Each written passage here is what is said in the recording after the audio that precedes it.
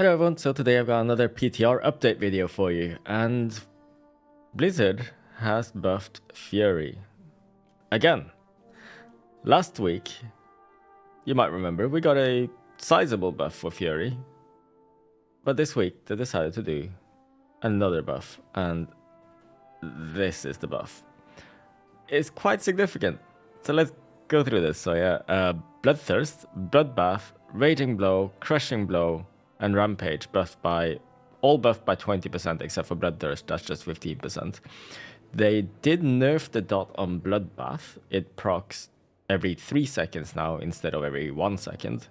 So that's a 66% nerf, according to Arch here, and that makes sense. So the Bloodbath dot, from what I hear, is now, instead of being about 5% U damage, it's just barely above 1%, between 1 and 2%. So that's pretty sad that it's such a minor effect, and you don't really think about the bleed anymore with the bleed being that weak. They did buff the Crushing Blow here. So the Crushing Blow had a 10% crit damage modifier, but now it has a plus 20% instead. And this is another 15-ish% buff overall for a Reckless Abandon build. And he says, let's just hope these don't get reverted again. And it's been, what, 1 or 2 days now since these undocumented changes went onto the PTR. So, I don't know. Let's see if this happens or not. But what do these changes actually mean, right? So, in my previous video, I did compare Arms and Fury full single target builds versus one another. And the results were pretty much equal, right? So, you could just choose whichever one that you preferred for pure single targets, theoretically. But with these buffs, if Fury gets a 15% on top of that, then there isn't much of an argument for Arms at all, because Fury is just straight up better then, right? I guess the only situation where I think you could play Arms instead of Fury is if there's a fight that is a 2-target fight, maybe a 2-target fight. Arms could keep up and beat Fury on that. And I guess in mass AoE with an AoE spec, Arms would do more damage than Fury in like super high target counts, because Fury is still target capped to 5 targets. In the previous video also, I did mention that I would have liked for Fury's target caps to be loosened up a little bit, right? I wanted Thunder Blast to deal reduced damage above 8 target instead of 5. I wanted Meat Cleaver ideally to have a higher target cap as well. I wanted 8, but it's still the same. And Odin's Fury as well. Now, they seem to have doubled down on the fact that we are a 5-target spec. And I said in the previous video again that we've been capped to 5 targets forever. But when is the last time that we actually excelled on 5 targets? That we were actually really, really good on 5 targets? And with these changes, this patch could be the one that actually happens. But yeah, I am still very confused about the buffs. But before I talk more about that, Fury's Execute was buffed by 50%, which is a huge buff to Execute, right? Because I've been complaining that Execute is lower priority for Mountain Thane than Raging Blow is. Raging Blow by itself just beats Execute, which is crazy. But even after this 50% buff, Raging Blow is still a higher priority than Execute. And a lot of that is because Raging Blow is such a strong button, but Raging Blow also buffs Rampage via Slaughtering Strikes. So I wonder if they should just add Execute to Slaughtering Strikes, and that would Band-Aid fix this so easily, I think. If Execute just gets added onto this, so Raging Blow and Execute buffs your next Rampage. Anyway, where was it going with this? Oh yes, so the result of these buffs is that effectively all of your other abilities are nerfed in relation to your overall damage breakdown. Because say Thunderous Roar, right? Currently on live, it is dealing the same damage versus PTR. But on the PTR, these abilities here are dealing significantly more damage. So that means that Thunderous Roar, while it still has the same scaling as before, it is dealing a smaller percentage of your overall damage. So Fury is now like shifting towards things that actually improve the damage of your main abilities now. So you want to play something like you really are incentivized to play things like Champion's Might, because Champion's Might increases your crit strike damage, while targets are speared. Odin's Fury is left in the dust, because that has definitely not been buffed enough to compensate for the stuff that we lost, and also after these buffs. And Onslaught has been completely forgotten about, but that's not really such a big loss, I guess. Yeah. So that's that. Now, does this change anything with heroes' talents? I don't really think so. So Slayer for Fury is still simming the highest on single target. Slayer in a multi-target spec still has more single target than a Thane multi-target spec. Thane still does more AoE than Slayer, significantly more actually. Even if you're trying anger management for either spec, Thane just does more AoE straight up.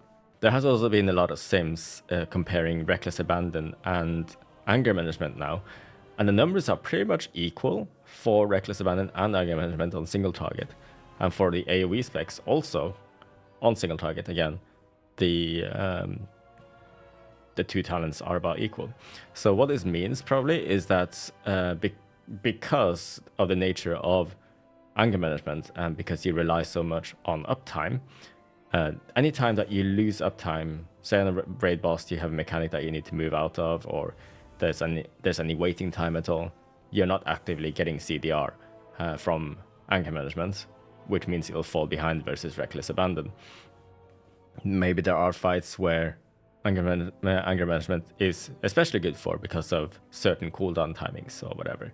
So I think this is nice that they are pretty much equal, but Reckless Abandon will always be more consistent because it doesn't rely so much on uptime. So that's good.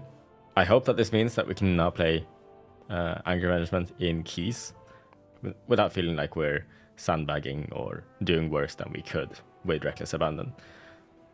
So yeah, that's pretty much all the thoughts I've got, I think, about this. Yeah, so actually, what I would suggest instead of buffs like these would be buffs like Thunderblast, or buffs to all abilities, because at this point, like I said, the other abilities are falling behind of the main abilities because the main abilities are doing so much. So buffing all damage instead of some of this damage by this much is probably a better path than what they're doing here. By the way, execute for Slayer, it is noticeable, actually. I think Slayer for single target, execute deals about, 7-9% damage. And after this buff, it should always deal more than 10% if it's single target, I think. So that's cool. That's cool. There's also been a small update to the Arms Warrior animations. It looks a lot more reasonable now, but I still prefer the old one. So the old one was, the Grand Slam, right? But the PTR one, it had the warrior do this whirlwind animation, and then a forward slam, and then every single target hit by Warbreaker would have an armor breaking animation over their heads, and then have 3 weapons spawning from above them and then falling outwards. And I just kept saying in my video that doesn't make any sense, but yeah, they've changed that. So let's see, where arms here? Yep. They've changed it a little bit. It makes more sense now. So I'm gonna press Warbreaker now. Whirlwind, slam down, and the weapons actually spawn from my character. and then fall outwards, which is better, but I still don't really like the weapons magically spawning from wherever. We don't use magic, we just use, raw strength or whatever. That's usually how a warrior looks and feels in WoW, anyway. So there was a dude on the forums here. This was shared to me on my stream chat, and I quite liked it. So he's trying to get together an example of what he feels a Colossus Smash or Warbreak animation revamp should potentially look like. And he used an add-on called Scene Machine. He recorded footage, exported to a video editing program, and added in some sound. So this is the Colossus Smash. Pretty simple, right? Just the usual animation that we have. A jump, slam, and an effect here on the ground, impact. Good. Warbreaker though. It has the sound that we're used to, and it has that impact. And I think this direction would be so much better for the animation reworks compared to what they've got going on now. I think the Colossus Smash one is fine though. Like that one doesn't have the weapons falling out anymore. So if I use that on this target here, it's just the armor break on top and the usual heavy swing, that one's fine. So yeah, I guess that's all I've got now. I don't know what the hell is going to happen with regards to these buffs, because Arms is going to get left in the dust, I think, if Fury gets these buffs and Arms gets nothing else. I am going to do some more PTR runs with Fury, just to compare how we do against other classes. From what I've heard, the enhancement shamans are still well ahead, even after their nerfs and our buffs, our repeated buffs, I should say. So I'm hoping to be able to play with that same shaman that we played with in the Rookery, and the same warlock as well, just to see, if we can keep up now, or maybe even beat them. So yeah, that'll be interesting. Yeah, that's all I got for now. So thanks everyone for watching. Let me know what you think. See you next time.